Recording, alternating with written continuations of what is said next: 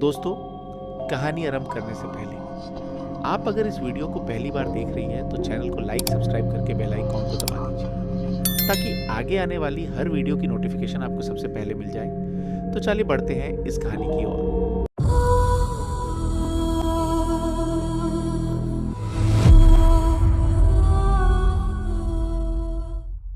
तो दोस्तों, ये कहानी है वीरपुर गांव के पास घने जंगल के किनारे एक वीरान खड़ी हवेली की। सालों से लोगों ने उस हवेली के बारे में भयानक किस्से और कहानियां सुनाते थे। कहा जाता था कि पूर्णिमा की रात में उस हवेली में एक चुड़ैल का साया मंडराता है। उसकी लंबी उलझी हुई बालें और भयानक हंसी दूर दूर तक सुनाई देती थी।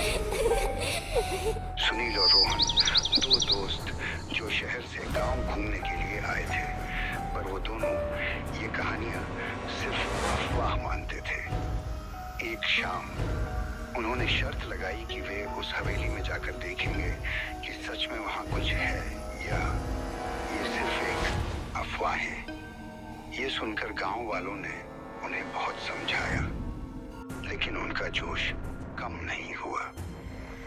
कुछ दिन जाने के बाद आधी रात को दोनों दोस्त हवेली के दरवाजे पर पहुंचे। पुराना लकड़ी का दरवाजा झरमराया था।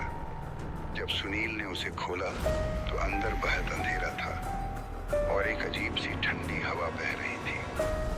उन्होंने अपनी लालटेन जलाई और धीरे धीरे अंदर बढ़ने लगे।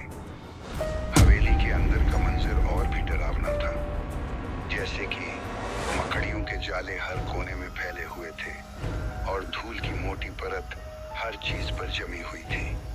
तभी अचानक से उन्हें एक कमरे से धीमी आवाज सुनाई दी, जैसे कोई कुछ कह रहा हो।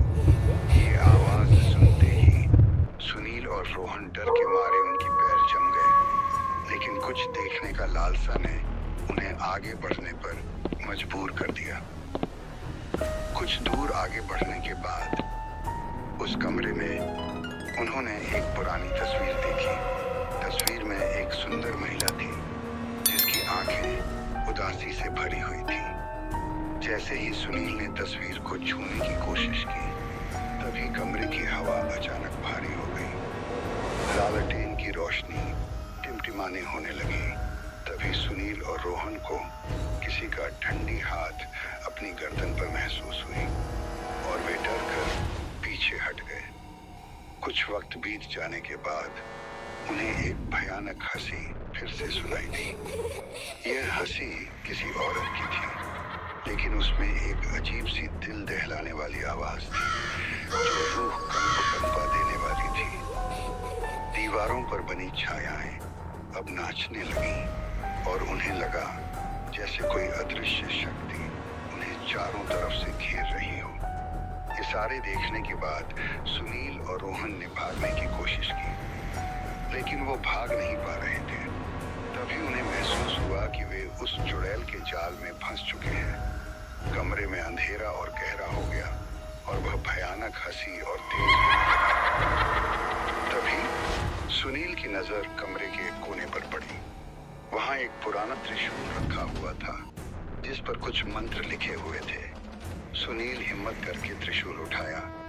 जैसे ही उसने त्रिशूल को हवा में लहराया, वह भयानक हंसी अचानक बंद हो गई और कमरे की हवा हल्की हो गई और लालटेन की रोशनी स्थिर हो गई। उसके बाद दरवाजा अपने आप खुल गया। सुनील और रोहन बिना पीछे मुड़े ही तेजी से हवेली से बाहर चले गए। तब से उन्होंने कभी पीछे मुड़कर उस हवेली के आसपास नहीं दिखे और ना ही कभी उस हवेली के बारे में किसी से बात की। उस रात के बाद गांव वालों ने फिर कभी पूर्णिमा की रात को उस हवेली के पास किसी को नहीं देखा।